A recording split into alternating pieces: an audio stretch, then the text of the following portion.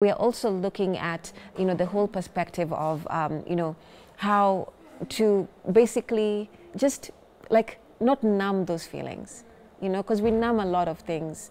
And we saw that in the beginning of this show. People just sink it and then you have all these vices. In fact, they add you a different character.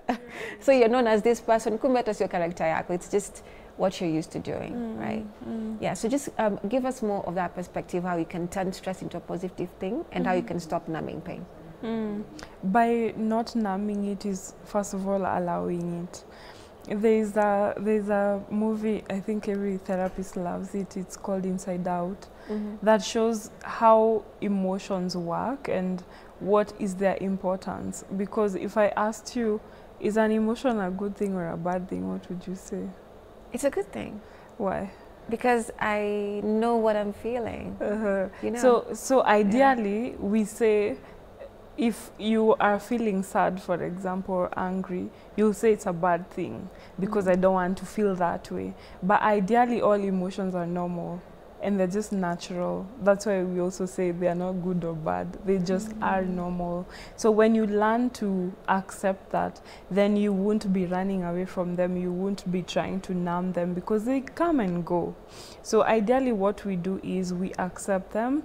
We just pay attention to them. Just as a child, you can imagine your child coming and telling you, oh, mommy, so and so hurt me. You don't tell them, just keep quiet. Okay, that's how our Kitambo parents used to do. But ideally, it's like you're, I feel with especially, like even some aspects of, millennials, some parenting. Look at you saying, it's a restriction. You're told to be, to learn to control your feelings and not to show. It almost feels like a mistake. So you grow up being this control freak or a perfectionist. Exactly. And that's what we see a lot in society. You don't let go until things have gone left. So you don't understand that you can let go and things work out. So I think you can paint us that picture. And you see now, even the way you've talked about the control part, even still with the emotions, you want not to feel them, so you want things to go a certain way. So if things are not going the way you want them to, then of course it affects you, and then it comes out in different ways. Or you mentioned something about the young people and wanting things to be quick. They call the microwave generation because you want things to happen so quickly, but they don't work like that. I want to finish school and go get a job, get married, get children, and all these things. What happens if we don't? Then we get depressed. There's something we usually call a quarter life crisis, where it's like, I've finished school, I don't have a job, I don't know what to do with my life.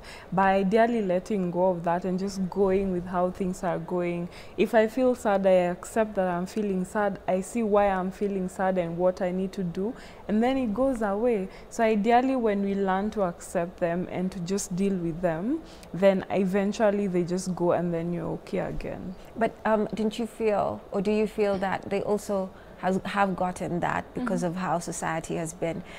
We just wanted to accomplish things. So you find yourself, unnaturally wanting to be at a particular stage in life, even if you're not ready for it, And then now the next generation becomes even worse than how we did it, So at 16, you have known how to drive, you want to have a license, you want to have, so it's just a continuation, right? Is that your perspective? Yeah, exactly. But something that I usually remind people is that we are all different. Yes, there are those ones who will be at 16 and driving, but then there's also another one who even their parents don't drive, so where will they get that car? So it's about allowing where you are at in your own journey. And I think that's also one of the ways to cope with these issues, is to allow where you're at and being content with that, because we usually say comparison is the thief of joy. If you keep comparing yourself to other people and their journeys, then you'll get stressed and depressed. There's usually something we call the 4 A's of stress management. Number 1, can you avoid that thing? Can you alter that thing? To alter is to change. Can you adapt to that thing? If you find that you can't really change it, you change yourself, you change the mindset. And then lastly, can you accept? So when you go through these 4 A's, then you learn how to not just be, because there are people who, when they go through stuff and yeah, they don't know what to do, they don't act, they're just there miserable and hopeless, but there's always something you can do. Right, you know, we've sang this song about social media every other day. There are even apps to help you know how long you've been on social media and everything, but like you said, it's not something that is obvious or an idealistic. Realistically, you know, you'll still take in the, you know, negative information, and negative information can also be looking positive. Like you said, you can compare yourself to someone who's just posting an achievement and you're like, oh my God, why can I not be like this person? So not everything is just like the bad content. Even the good can trigger you. True. Because you're not even aware that, oh, these are my triggers, you know. So how do you rationalize a conversation like social media, which everyone, every other you know, magazine, topic is just about, you know, rationalize this? How do you really make sense of it? Ideally, there's something we usually do as human beings. So I'll perceive something in terms of what I see, what I hear, just anything that comes to my mind, and then ideally we tend to automatically think of the negative. That's just a human thing, because we are all just trying to survive and protect ourselves. So if I see you've posted something, I'm like, what am I not doing with my life? I know we do that. You start questioning yourself. Instead, what we need to do is to be more aware, and this is something I teach my clients in therapy, to be more aware of our thought patterns. Like that little voice that is usually in your mind, listen to it, and most often, if it tells you something negative, turn it into something more positive. So like I usually tell, I think I have a cousin who keeps telling us, why are you guys looking at the social media? But then I say, I can, instead of feeling jealous or comparing myself, I can actually get inspired. I'm like, oh, so there are people who are doing this, so also I can do it. So everything depends on how you're looking at it. Because there's that meme that used to go around that was saying, are they showing off, or are you just jealous? Yeah, I mean, today you can still, you know, you can still use it. But speaking about triggers are a very big thing, because like you said, because some lack of awareness, you may not know that this may trigger you or that may trigger you. Right. So you may be walking around and subconsciously you get in a bad mood or you get anxiety and you're not aware of that. And you've seen a lot of panic attacks present day. You know, even on you can be really happy just on a normal day, and then just something, you know, happens. You know, so how do you usually advise your clients to approach such scenarios? I like the fact that you've mentioned about awareness, because a lot of people, I don't think they are self-aware. So awareness is just being present and intentional about what I'm doing, what I'm saying, what I'm thinking. And for us to even get to that point, we need to practice slowing down. I know it's a busy world. We keep going and going and going. We don't really take time to just slow down and just be. So when you do that, that's when you realize, you know, when I'm going to sleep in the evening, I'm like, so what did I do? Mbona nilisema hivyo? Why did that person tell me that? So when you do that, and also being hard on yourself unnecessarily. You know, it's like you're just people pleasing. Exactly. So you find that you need to be more aware of all those things, and you can only do that when you slow down. So triggers are usually, we summarize them into PPTs, PP, T and S, which is people, places, things, and situations. One thing that can trigger you might not necessarily trigger me. If maybe someone called me a dog, I will not, you know, it will not get to me, because I'm like, I'm not a dog. But someone else will be like, what are you saying? So you need to be aware what yours are. And most of the time, let me give an analogy of a gun. For you to be able to shoot a gun, there needs to be a bullet inside, and also you need to pull the trigger. If I pull the trigger and there's no gun inside, I mean no bullet inside, nothing will happen. Yeah. So anytime you get triggered, there's something inside of you that needs your attention. Ask yourself, why is it that when that person said that thing, it triggered me?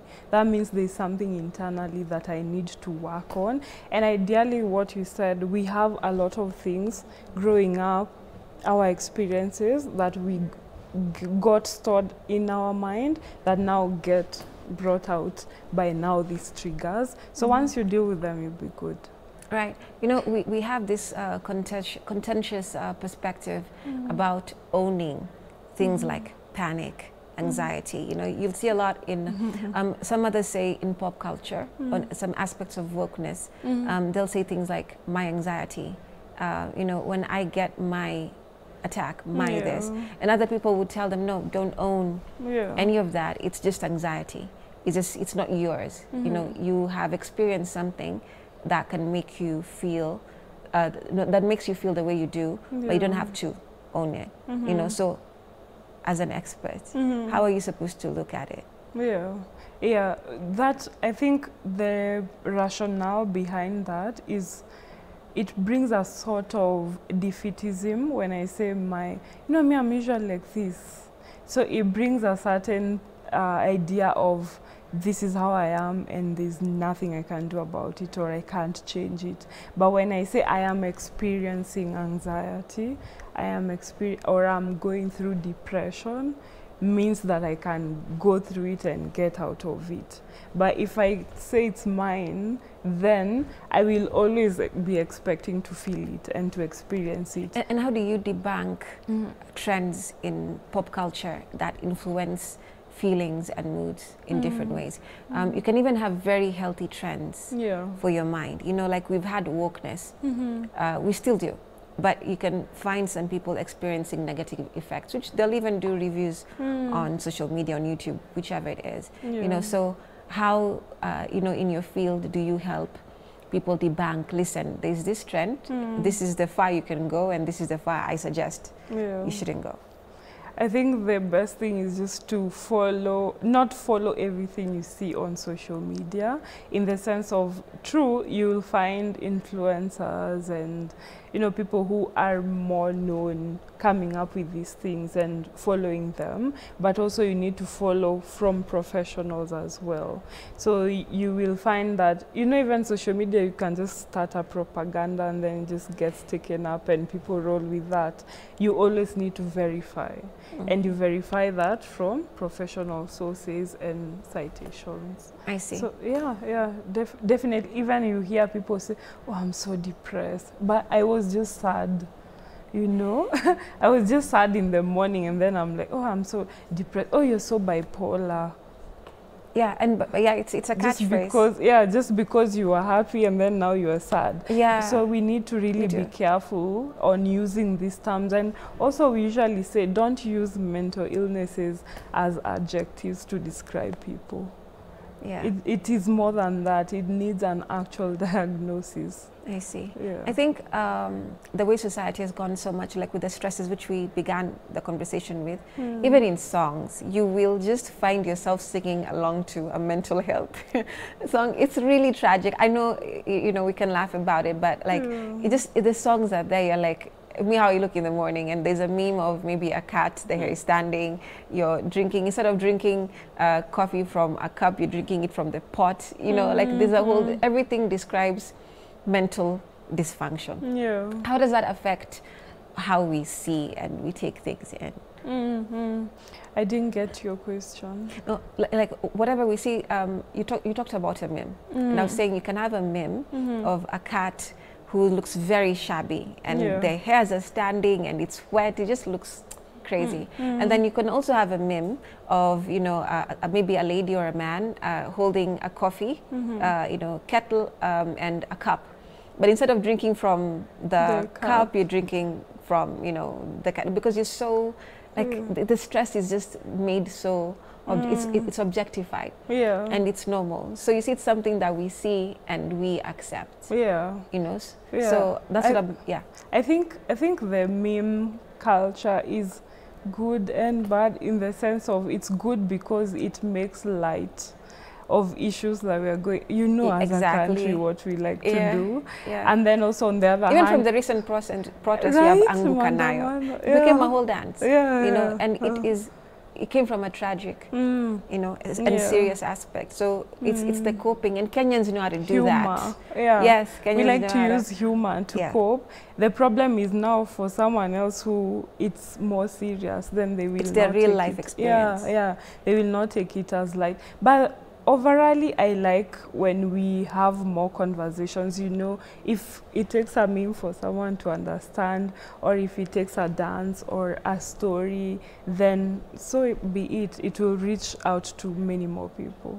Okay. So how can someone just simply start being aware? You know, what does it take for you to just begin your journey of awareness to protect? Because you keep floating this word. I mean, it's a topic of conversation that we're having today. Protect your mental health. How are you protecting it? Yeah. But what do we really mean? What we mean is, number one, like I mentioned, we need to slow down, because that's when you begin to get more intentional. So it just takes intentionality in the sense of, I think I saw someone mention, you see, just the way you'd decide, I want to be fit. Not necessarily to lose weight, I just want to be fit. Yeah. So then maybe I start with checking my diet, I start with going to the gym or just taking walks. The same way even with mental health, for us to even get to a point where we are mentally fit, we need to practice these things on a day-to-day. Number one, we can, like I mentioned, slow down. So that means just being present in everything that you're doing. When you're driving, instead of being like, the traffic, we need to get home, just be observant of what is going around. If you're taking your cup of tea, notice the taste. If you're taking a shower, notice the water, instead of thinking, oh, that person told me this and what am I going to do? So most of the time, be in the moment in everything that you're doing. If you're playing with your children, be present. The second thing I usually recommend highly is journaling, which is basically writing down what you're feeling or what happened during your day. So when you write down, then you're able to just see on paper what is in your mind, because when it is in your mind, it's just a lot and it's all jumbled up. But when you see it on paper, then it's better. But also, if you can't do it on paper, you can do it on phone. We have apps for journaling. The third one, a healthy lifestyle. How is it connected to mental health? All these things like working out, eating good food, sleeping enough, 8 hours. Usually get in a bad mood, man. Yeah. People are going, I've seen someone saying about TikTok, they go to TikTok until 12, 1 a.m. and then they sleep for 3 hours. It doesn't help with their mental health, because you need that time for all the feel-good hormones and chemicals that are responsible for happiness to be generated, even with working out or moving around. And then the other one is you need people around you. Social support is really important. I usually say, even if you won't go and tell your friends maybe something that's stressing you, just being around them and laughing and having stories is really going to boost you. And also it helps to have like a healthier way of distracting. Distracting is not bad. The problem is the method that you use. If you distract in an unhealthy way, then it will have long-term effects. But if I'm distracting because there's just too much and I don't want to deal with it now, I go maybe hang out with my friends and then I come back and look at that thing. That's the thing. You have to still go back to that problem and figure it out. So you find, usually hear people say, oh, I just took a walk, like a 10-minute walk, and when I came back, it was so easy. I was getting stressed by work, but now I figured it out. So it just takes some time to just unload yourself and just decompress, and then you can come back. The last thing, self-care. Self-care is basically what we do is we keep giving. You come to work, you give to your children and all these things, but you need to give back to yourself. And that can be in different forms. The main one that I usually recommend is work-life balance. Please, when you go home after work, don't just go and think about work again. Go and do something that will just keep your mind off, so that the following day when you're going to work, it's like you're fresh. The same way you plug your phone to a charger so that you go with it the whole day, you also need to plug yourself and re-energize yourself. Right. And you know, you've said all these things, and the thing that came into my mind is loving yourself. You know, it's so important, because I think for you to even want to be aware of your nuances, you know, what you do, what you like, what you don't, it's that love. And I think we're in a time where most people cannot accept or love themselves, and that is by so many circumstances happening that cause that. Right? So how does someone begin to look, especially at flaws? You know, there's no issue praising yourself when you've done things, or even sometimes handling critique, but that love for yourself can be difficult in some moments. I like that you said it's difficult, because I tend to think it's so easy to say, oh yeah, I love myself. Why would I hate myself? But the things we do to ourselves show otherwise. If you're not taking care of yourself, if you're speaking, you know, you're being negative about yourself, you're being so hard on yourself, then that indicates otherwise. So definitely the self-love comes from how you are loved as a child, first of all. As a parent, that's when you teach your child how to do that, by praising them, by telling them you love them, so they learn that they are lovable. But if you grow and you criticize them all the time, you don't show them these things, then they don't feel lovable. So even as I grow older, I will grow up with that feeling that I am not lovable. There's something insufficient. Exactly, and I need to do something to earn that love. I need to do something to deserve it, but it should be just given, you know. So the way we can change that, I usually tell people, is obviously you need to heal your childhood traumas, and I do that a lot. I even have a master class for healing. You heal that, let go of all those things that have affected you, and then now slowly I want you, just this, every morning when you wake up, when you're getting ready, as you look at yourself in the mirror, look at yourself and tell yourself all the things that you have always wanted to hear, the positive ones that you have wanted to hear. If you're good enough, I love you just as you are, and all these things. Please do that. Repeat it to yourself every day, and that will change your subconscious mind. And then also now just treat yourself as someone you love. You want to be bought for flowers? Go buy for yourself. You want to be complimented? Do that for yourself. So it first has to start with me before even other people can do it for me. But I think also just on a lighter short note, sometimes now people end up using others for that, because I mean, like you said, it's a lot of work. It is not easy. So when you cannot hear yourself enough in the mirror, you're like, let me get someone else. And you know, now you'll keep chasing it. Because it will never be enough. Right. So Marianne, let me read a couple of responses from our viewers. We have George, who says praying, music, walking, socializing, eating well and dressing smartly. That's what he does to basically protect his mental health. Thomas Luke says, I can say it's music and movies. Kevin Combo says, accepting the challenge, pray, don't give up, and stay strong. We have Kevin Odipo says, music, reading articles, and keeping in mind that the situation is not permanent, all right? Omwana Omogire says, understand yourself and not others, okay? Macklin Nelissa says, just thank God and assume everything. It's God's will. Well, I don't have time to comment on that to add on, but I hear what you're saying. We have Jasmine Colette saying, reading the Bible, it calms me down. Thank you so much for your views and perspectives and your feedback. Your final comments, very final, in like 20 seconds.